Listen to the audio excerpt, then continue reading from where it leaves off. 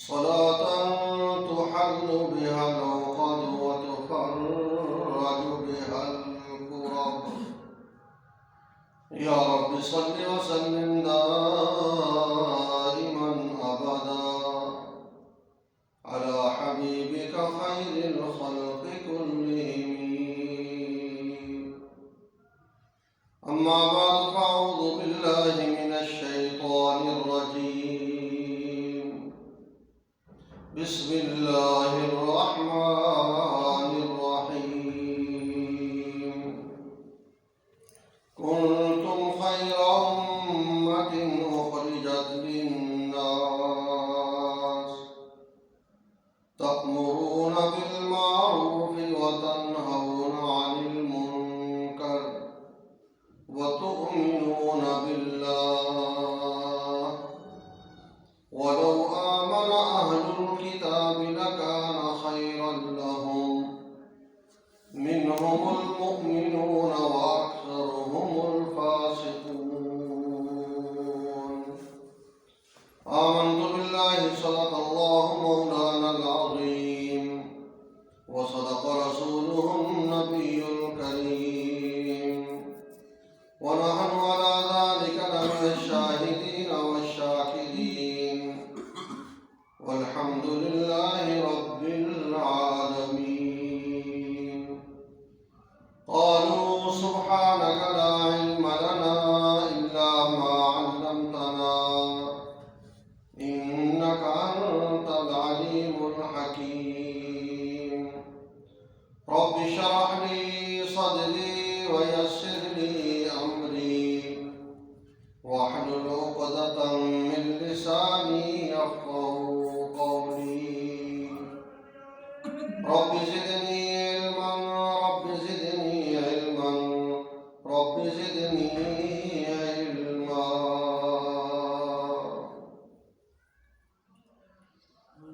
میں بھی کتنا عجیب ہوں نا، صحت یاب ہوں تو اللہ کو بھول جاتا ہوں، مصروف ہوں تو نماز بھول جاتا ہوں، برائی کروں تو انجام بھول جاتا ہوں، دیکھوں تو حیا بھول جاتا ہوں، کھاتا ہوں تو بسم اللہ بھول جاتا ہوں، کھا لوں تو الحمدللہ کہنا بھول جاتا ہوں، کسی سے ملوں تو سلام بھول جاتا ہوں، سوتے ہوئے توبہ بھول جاتا ہوں، غصے میں ہوں تو برداشت بھول جاتا ہوں، سفر پر جاؤں تو دعا بھول جاتا ہوں، کیا شان ہے میرے اللہ کی وہ پھر بھی نوازتا ہے وہ نہیں بھولتا. درود پاک. اللہم صلی علی محمد وعلی آل محمد كما صليت على إبراهيم وعلى آل إبراهيم إنك حميد مجيد. اللهم بارك على محمد وعلى آل محمد كما باركت على إبراهيم وعلى آل إبراهيم إنك حميد مجيد. واجب الاحترام معزز سامعین حضرات، اللہ پاک نے بہت ہی بڑا احسان فرمایا، فضل فرمایا ہم پر کہ ہمیں حضرت آدم علیہ السلام سے لے کر قیامت تک آنے والی آخری امت محمدیہ، اللہ پاک نے سب سے اعلیٰ، سب سے اشرف اور سب سے افضل امت میں ہمیں پیدا فرمایا ہے. دل و جان سے جتنا بھی اللہ تعالیٰ کا شکر ادا کیا جائے کم ہے۔ پھر جناب نبی اکرم صلی اللہ علیہ وسلم اور صحابہ کرام رضی اللہ تعالی عنہم اجمعین، انہوں نے اس دنیا کی عارضی زندگی کو کامیاب طریقے سے گزارنے کے لیے ہر طرح کی ہدایات سے ہمیں مالا مال کیا، رہنمائی کی، نوازا۔ آپ حضرات کو یاد ہوگا گزشتہ کئی جمعوں سے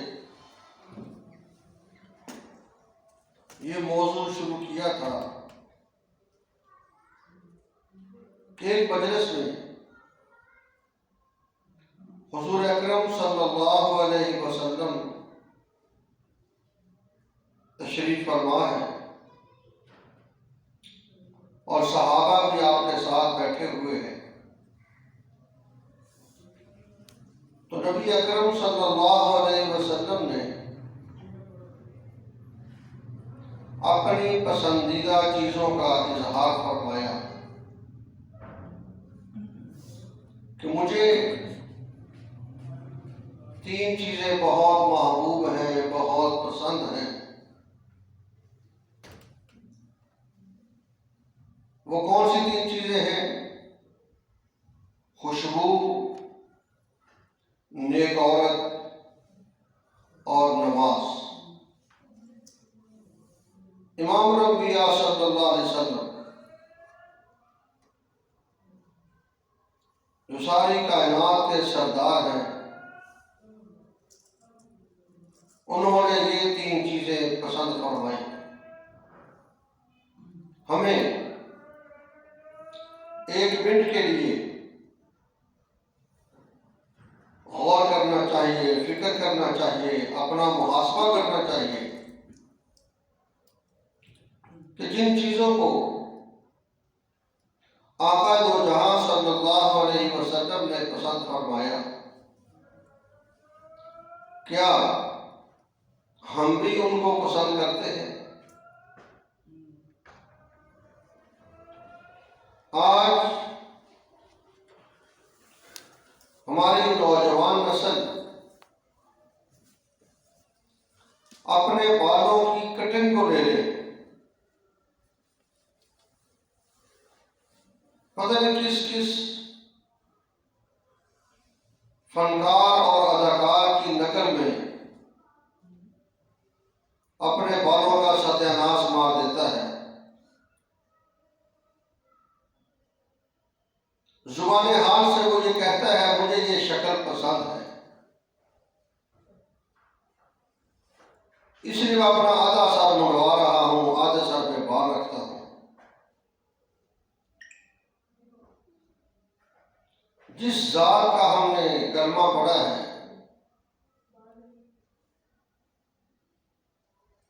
اور جس کی نسبت سے میں اور آپ بخشش اور مغفرت کی امید لے کے بیٹھے ہوئے ہیں اور اللہ پاک سے دعائیں کرتے ہیں کہ جناب نبی اکرم صلی اللہ علیہ وسلم کی شفاعت اللہ ہمیں نصیب فرما دے۔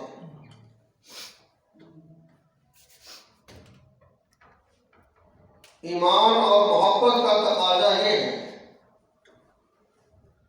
کہ جن چیزوں کو اللہ کے نبی نے پسند فرمایا، ہر مسلمان ان چیزوں کو پسند فرمائے، ہر مسلمان کے دل میں ان چیزوں کی محبت ہو۔ اور وہ 3 چیزیں کیا ہیں؟ خوشبو، نیک عورت اور نماز۔ سیدنا صدیق اکبر رضی اللہ تعالیٰ عنہ تشریف فرما ہے، انہوں نے اپنی 3 پسندیدہ چیزوں کا تذکرہ کیا۔ نمبر 1، یا رسول اللہ صلی اللہ علیہ وسلم، میری بیٹی آپ کے گھر ہے، آپ کے نکاح میں ہے، مجھے یہ بہت اچھا لگتا ہے۔ اور نمبر 2، آپ کے حکم پر میں اپنا مال خرچ کرتا ہوں، یہ مجھے بہت محبوب ہے۔ اور نمبر 3، میں آپ کی زیارت کرتا ہوں، یہ مجھے بہت پسند ہے۔ صدیق کی محبت کا یہ تقاضا ہے کہ ہمیں ان چیزوں سے محبت ہونی چاہیے۔ جہاں تک پہلی چیز کا تعلق، وہ تو ان کا خاصہ ہے کہ ان کی بیٹی اما عائشہ صدیقہ رضی اللہ تعالی عنہ جناب نبی اکرم صلی اللہ علیہ وسلم کے نکاح میں تھے۔ لیکن باقی جو 2 چیزیں ہیں ان کو میں بھی پسند کر سکتا ہوں، آپ بھی پسند کر سکتے ہیں۔ اللہ کے راستے میں مال خرچ کرنا اور حضور اکرم صلی اللہ علیہ وسلم کی زیارت کی تمنا کرنا۔ یاد رکھیں، حدیث پاک میں آتا ہے، جناب نبی اکرم صلی اللہ علیہ وسلم کا فرمان ہے، من رآنی فی المنام فقد رآنی، فرمایا جس نے مجھے خواب میں دیکھا اس نے مجھے ہی خواب میں دیکھا۔ اللہ کے نبی فرما رہے ہیں، جس نے مجھے خواب میں دیکھا اس نے مجھے ہی خواب میں دیکھا۔ تو یہ تمنا میں بھی کر سکتا ہوں، آپ بھی کر سکتے ہیں، کرنی بھی چاہیے۔ سیدنا عمر فاروق رضی اللہ تعالی عنہ وہاں تشریف فرما ہے۔ انہوں نے عرض کیا، یا رسول اللہ صلی اللہ علیہ وسلم، اگر آپ کی اجازت ہو میں اپنی 3 پسندیدہ چیزوں کا تذکرہ کروں؟ فرمایا ہاں بتلائیے۔ یہ عمر فاروق رضی اللہ تعالیٰ عنہ کون ہیں؟ توجہ کرنا، جن کے بارے میں جناب نبی اکرم صلی اللہ علیہ وسلم کا فرمان ہے، لو کان بعدی نبی لکان عمر، اگر میرے بعد کوئی نبی آنا ہوتا تو وہ عمر فاروق ہوتے رضی اللہ تعالیٰ عنہ۔ یعنی حضور پاک صلی اللہ علیہ وسلم کو عمر فاروق کے اندر رضی اللہ تعالی عنہ وہ کون سی صفات اور خصوصیات نظر آئی، وہ کون سی خوبیاں نظر آئی کہ جن کی وجہ سے پیغمبر یہ فرما رہے ہیں، لو کان بعدی نبی لکان عمر، اگر میرے بعد کوئی نبی آنا ہوتا تو عمر فاروق ہوتے۔ یعنی کہا جا سکتا ہے کہ سیدنا عمر فاروق رضی اللہ تعالیٰ عنہ کو اللہ پاک نے بہت ہی اعلیٰ صفات سے مالا مال کیا ہوا تھا، بہت ہی اعلیٰ درجہ کی خصائل اور آداب اور خوبیاں ان کے اندر موجود تھیں، جن کی وجہ سے پیغمبر نے یہ ارشاد فرمایا۔ اگر آپ تھوڑا سا اور اسلامی تاریخ کا مطالعہ کریں، نبی پاک صلی اللہ علیہ وسلم اللہ کے دربار میں بیٹھے ہیں اور پیغمبر اپنے ہاتھ اٹھا کر اللہ سے دعا کر رہے ہیں، یا اللہ اسلام کی عزت کے لیے یا عمر کو بھیج دے یا عمر کو بھیج دے۔ عمر ابو جہل کا نام تھا، عمر فاروق کا نام ہے رضی اللہ تعالی عنہ۔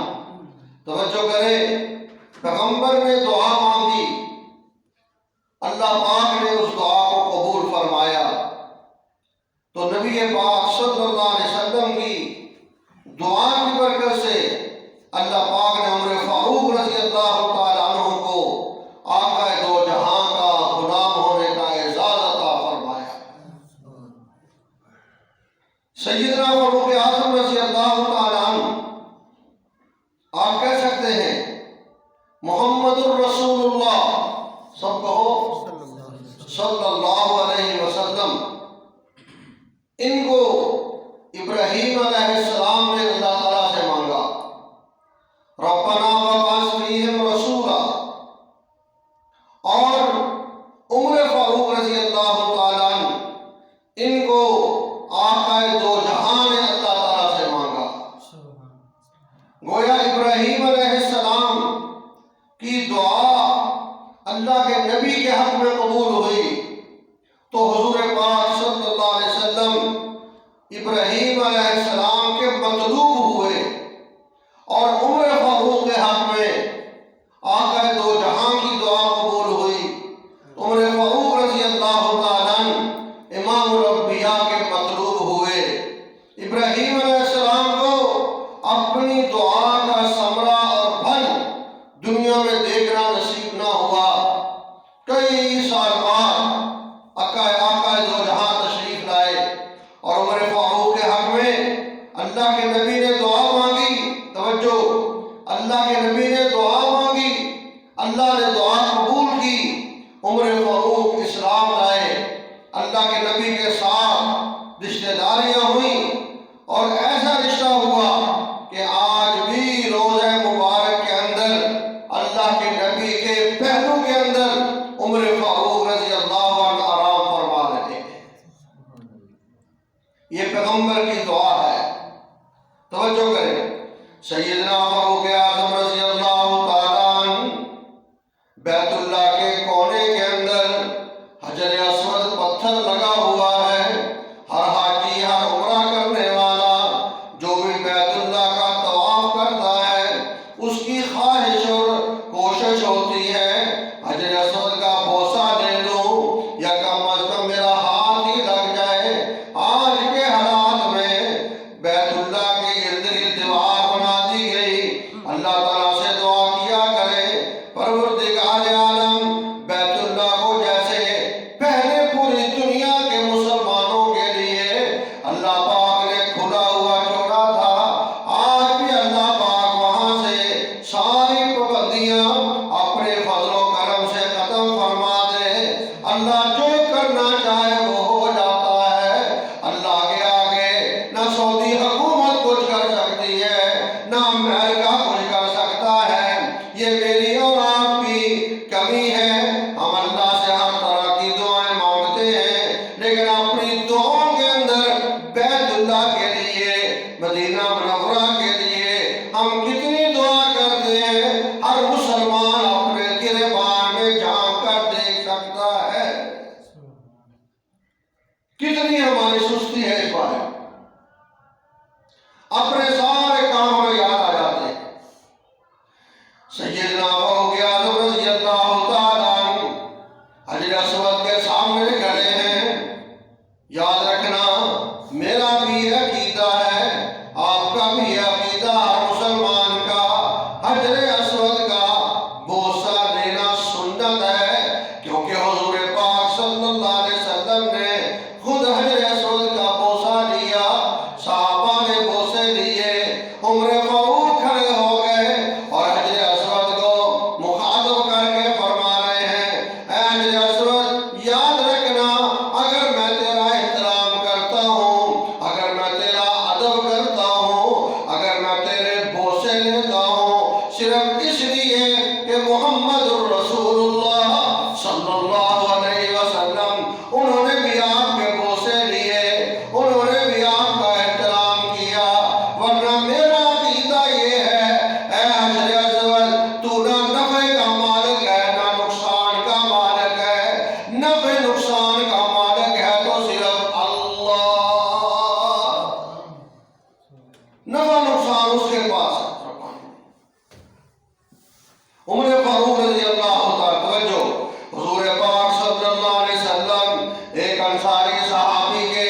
باغ میں تشریف لے گئے.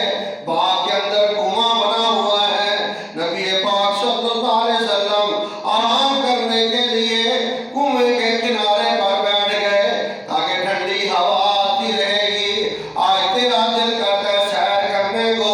کبھی تو نعمان پہنچتا ہے, کبھی کہان پہنچتا ہے, کبھی سواب پہنچتا ہے. نبی پاک صلی اللہ علیہ وسلم اس انصاری صحابی کے باغ میں تشریف لے گئے. مجھے کہنے دے پیغمبر کی یہ جو سیر ہے, باغ میں تشریف لے جانا اور ٹھنڈی ہوا کے لیے بیٹھ جانا, تیری ساری دنیا کی سیروں سے اللہ کے نبی کی سیر یہ اعلیٰ اور افضل ہے. تیرے جتنے بھی سیر کرنے والے مقام ہیں, رب کعبہ کی قسم اس انصاری باغ کا مقابلہ نہیں کر سکتے جس انصاری کے باغ میں دنیا جہان کا سردار جا رہا ہے. اللہ کے نبی تشریف لے گئے نا, اس سے بڑھ کر اور کیا چیز ہے.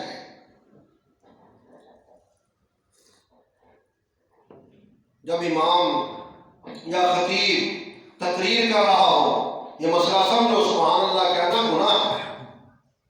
بولو سبحان اللہ کہنا کیا ہے؟ گناہ ہے. گناہ ہے تو کہتے کیوں نہیں ہو؟ وہ میرا گلا خشک ہو گیا تو میں تو بتوں سے مجھے دیکھ آ رہے ہیں کیا کر رہے ہیں, میں یہاں پہ ٹوٹ بھی آ رہا ہوں. وہ سبحان اللہ کہوں گا, میں کہوں یار میرے کو اس طرح جو ان کو بات سمجھ آ رہی ہے کہ یہاں بیٹھ کے اپنا کاروبار ہو رہا ہے. اللہ اکبر. نبی اکرم صلی اللہ علیہ وسلم باغ میں تشریف لے گئے, کنویں پر بیٹھ کے توجہ کر.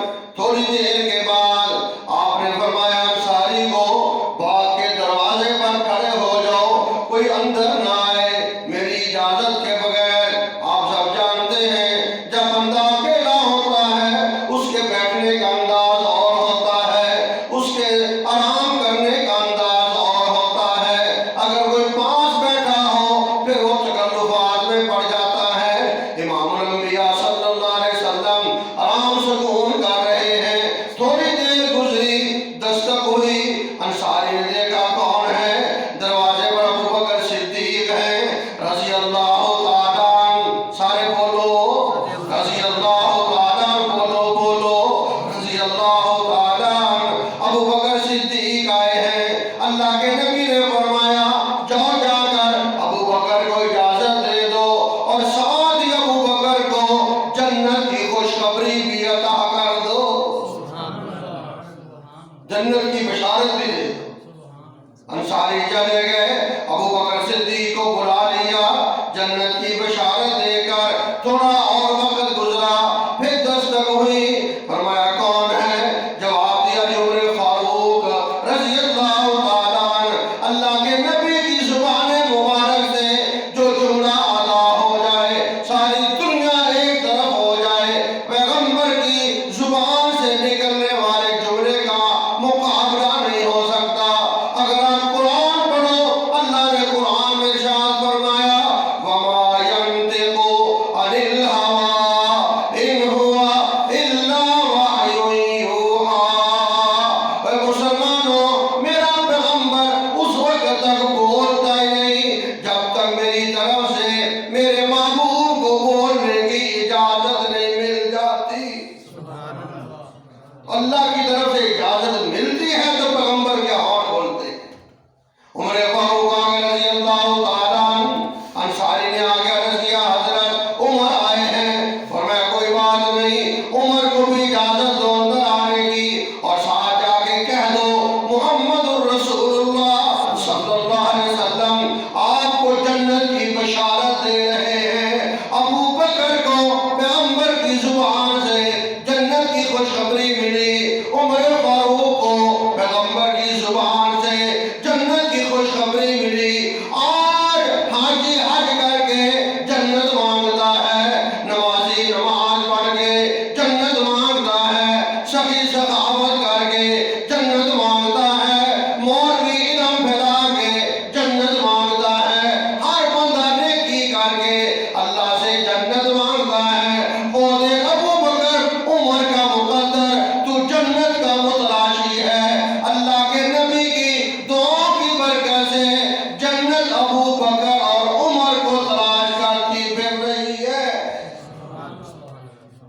دنیا میں جنت کا سرٹیفکیٹ دے دی۔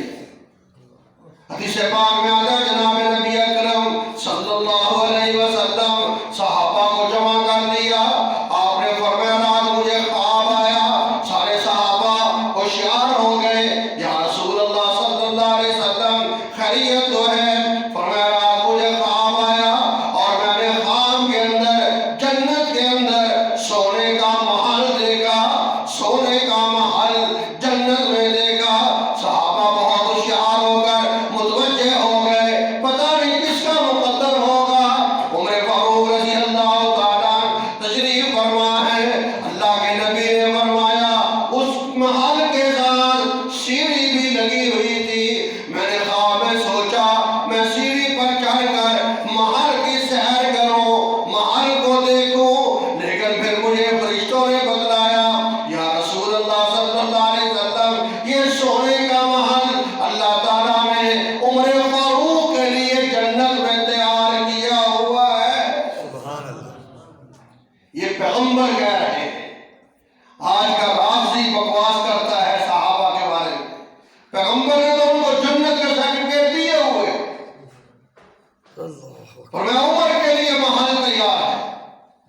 سیدنا عمر فاروق رضی اللہ تعالیٰ متوجہ ہوئے، یا رسول اللہ صلی اللہ علیہ وسلم پھر آپ محل میں کہے نہیں خواب کے اندر؟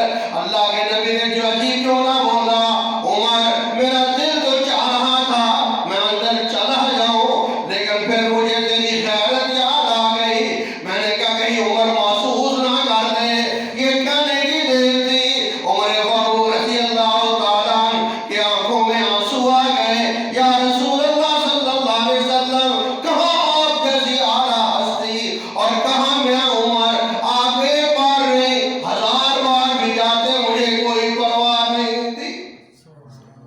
عمر فاروق وہ انسان ہے رضی اللہ تعالیٰ، توجہ کرنا۔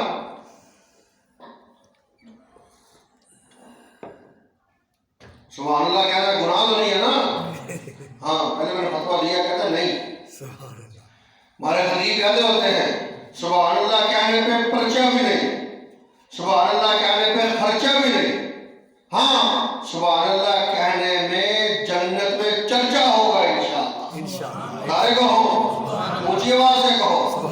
سیدنا فاروق اعظم رضی اللہ تعالیٰ عنہ، عجیب جملہ، خطی وقت کے خلیفہ ہیں، آرام کر رہے ہیں، لوگوں نے کہا یہ بوڑھا آدمی ملنا چاہتا ہے۔ عمر فاروق رضی اللہ تعالیٰ عنہ فرمایا بلا لو۔ وہ بوڑھا آدمی بالکل ادھیڑ عمر اور بال سفید، ابرو بھی سفید ہو چکے ہیں، بالکل ادھیڑ عمر آپ کے قریب آیا اور اپنی بچڑی ہاتھ کانپ رہے ہیں، اپنی جیب میں سے ایک خط نکال کر عمر کے سامنے کر دیا۔ توجہ کرنا، عمر فاروق رضی اللہ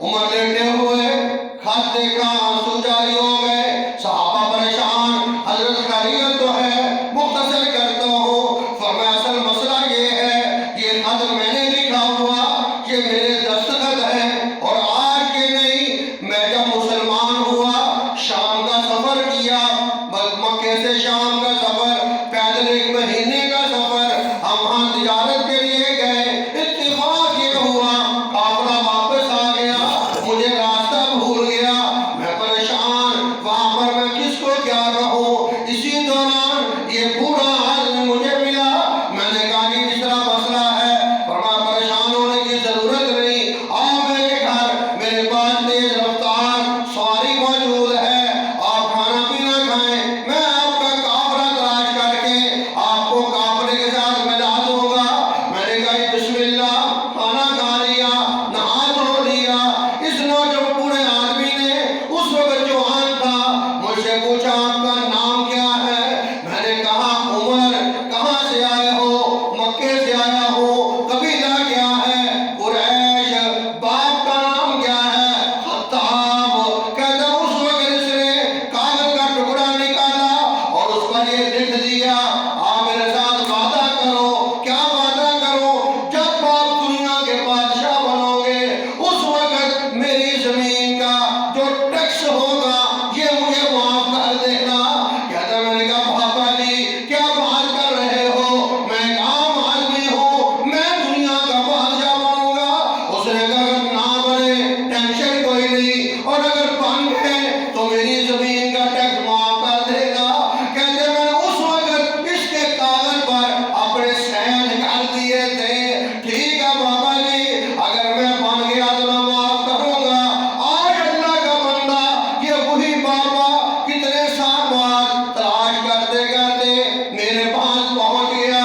عمر، اللہ نے آپ کو خلیفہ بنا دیا، اللہ نے آپ کو بادشاہ بنا دیا، لہذا اب آپ اپنا وعدہ پورا کریں۔ فرمایا مجھے وہ وقت یاد آ رہا ہے۔ کون تھا وہ وقت جب عمر شام کا راستہ بھولا ہوا تھا، اور کون سا وقت ہے اللہ نے دنیا کا بادشاہ بنانے کا مجھے اعزاز عطا کر دیا ہے۔ سبحان اللہ۔ اب یہاں سے سمجھ کے آیا مسئلہ سمجھو۔ وہ بوڑھا آدمی پہلی کتابیں پڑھا ہوا تھا، تورات، زبور، انجیل، ان میں لکھا ہوا تھا یہ صحابہ کی شان، یہ صحابہ کے واقعات وہاں درج ہیں۔ ذالک مثلہم فی التوراۃ ومثلہم فی الانجیل، یہی اللہ نے قرآن میں کہا کہ میں نے اپنے پیغمبر کے صحابہ کا تذکرہ تورات میں بھی کیا، انجیل میں بھی کیا، زبور میں بھی کیا، پہلی کتابوں میں موجود۔ انہیں کو دیکھ کر اس بوڑھے آدمی نے عمر سے دستخط کرائے تھے۔ اس سے پتہ چلا صحابہ کوئی عام ہستیاں نہیں ہیں، صحابہ کو اللہ نے وہ مقام دیا ہے رضی اللہ عنہم ورضوا عنہ کہ میں بھی ان سے راضی، یہ مجھ سے راضی۔ اگر دنیا جہان میں کوئی بندہ صحابہ کے بارے میں زبان درازیاں کرتا ہے، رب کعبہ کی قسم صحابہ تو جنت میں چلے گئے، یہ بے ایمان جو اس طرح کے جملے بولتا ہے، اس جرم کی پاداش میں اس کو جہنم میں ڈالا جائے گا۔ یہ میرا آپ کا فریضہ ہے، جب بھی صحابہ کے بارے میں کوئی بندہ زبان چلائے، اگر ہم اپنی ماں کی حفاظت کے لیے، اپنی بہن کی حفاظت کے لیے، اپنی بیٹی کی حفاظت کے لیے، اپنی بیوی کی ناموس کے لیے ہم غصے میں آ سکتے ہیں، تو معاویہ کا کیا قصور ہے؟ ابو سفیان کا کیا قصور ہے؟ ابو بکر، عثمان، علی کا کیا قصور ہے؟ کوئی بندہ ان کو برا کہے اور ہم کھسی بن جائیں، کھسی نہ بن، جرت کا مظاہرہ کر۔ اس صحابہ کی محبت کے اندر اگر تجھے کچھ ہو بھی گیا، انشاءاللہ جنت پکی ہے۔ وما